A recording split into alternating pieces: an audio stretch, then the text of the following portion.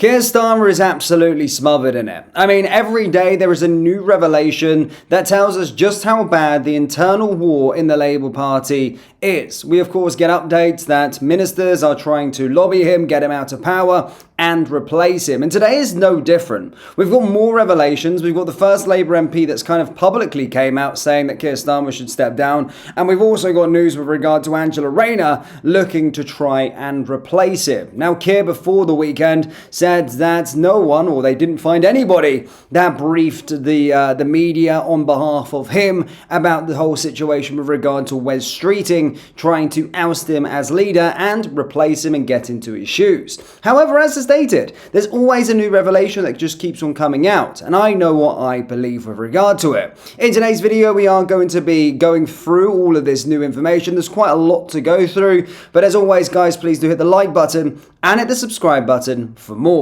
So first things first, guys. First Labour MP says Keir Starmer should step down as Prime Minister. That, of course, being Clive Lewis. He has publicly called for Andy Burnham to replace Keir Starmer. Norwich South MP Clive Lewis demanded that the leadership change in an interview on Friday night. Mr Lewis said Greater Manchester Mayor Mr Burnham should return to the Parliamentary Labour Party and step up and become the next Prime Minister. The credibility of Keir Starmer was damaged this week after a breathing war surrounding alleged coup plotters. In an attempt to strengthen Keir's position, Number 10 aides briefed journalists that he would fight any attempt to kick him out and that removing him would hurt the markets. However, the move has backfired.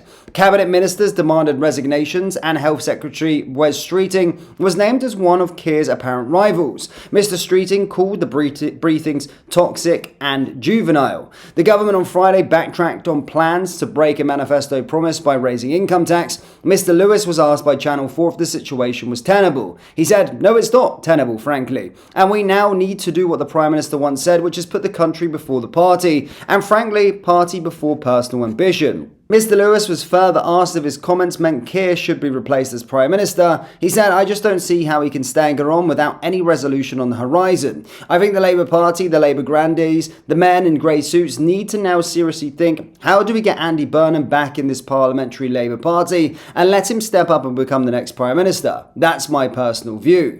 Mr Lewis acknowledged it won't be shared by everybody, but I don't see any other options, he said. So that's that with regard to Clive. So he's came out sort of publicly saying that he should be replaced.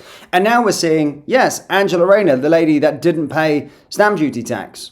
Housing Minister, Deputy Prime Minister, didn't pay stamp duty tax. And now the former Deputy Prime Minister Rayner is said to be getting a ducks in row for a leadership challenge against Keir Starmer. Ms Rayner, who was also the Housing Secretary, is understood to be offering cabinet roles to MPs in exchange for their support. According to The Telegraph, a source familiar with the former Deputy Prime Minister's moves said Ms Rayner was on manoeuvres and was getting a ducks in row for a leadership challenge. The source added the unions will back her and help her.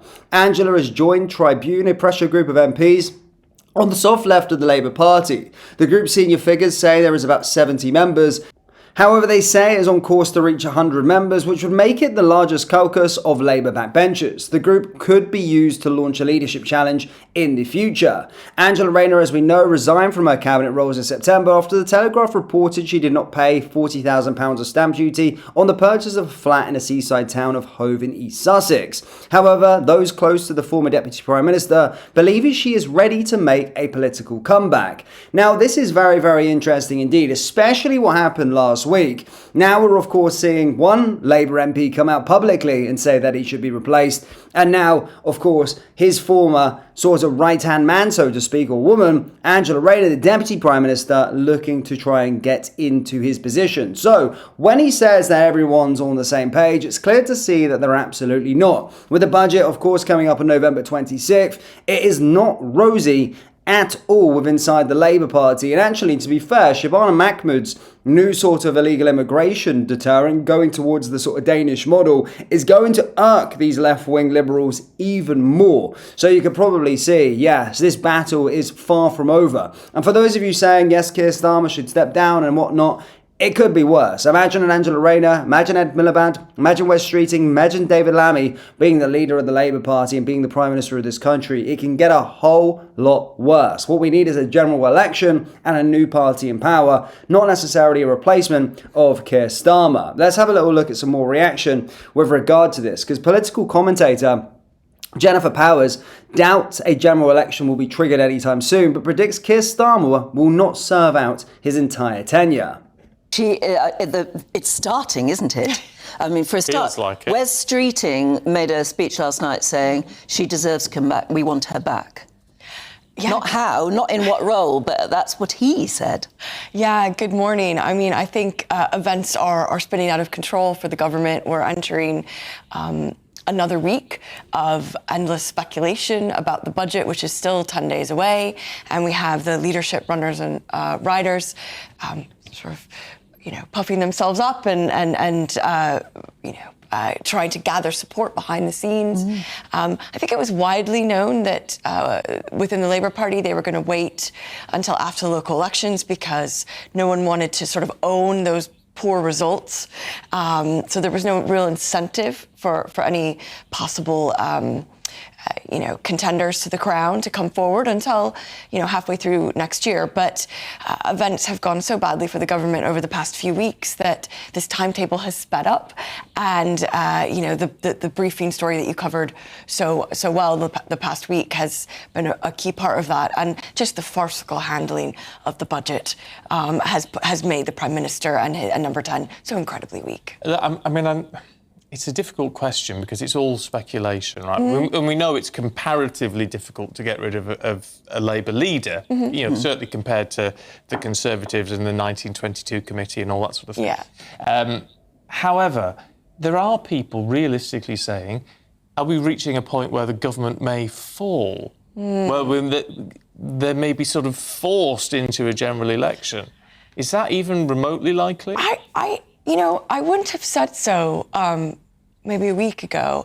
I still don't think that's imminent. I can now conceive of a place where there might have to be a general election before 2029. Yeah. But I think we're going to go through another Labour leader first, at least one. And I think you're right. I mean, this isn't something traditionally the Labour Party do. However, as other commentators have said, things have changed. The leadership rules within Labour it's become easier for them to mount a challenge. They just need 80 MPs to back them to do so. Secondly, the Conservatives, yes, it's a different party, but we had so many prime ministers over such a short period of time. It does shape the context in which they're acting.